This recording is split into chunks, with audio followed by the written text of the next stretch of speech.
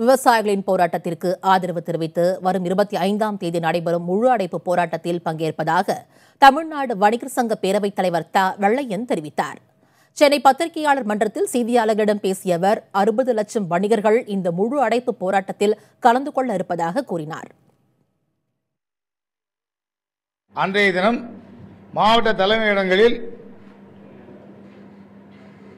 ஆர்ப்பாட்டங்கள், விவசாயிகளின் உணர்வுகளை மதிக்காத, உரிமையை நசுக்குகிற மத்திய அரசை கண்டித்து மாவட்ட தலைமையிடங்களில் ஆர்ப்பாட்டம் நடத்துவது என்றும், சென்னையில் வள்ளுவர் கோட்டத்தில் காலை 10 மணிக்கு இந்த ஆர்ப்பாட்டத்தை நடத்துவது என்றும் முடிவெடுத்திருக்கிறோம்.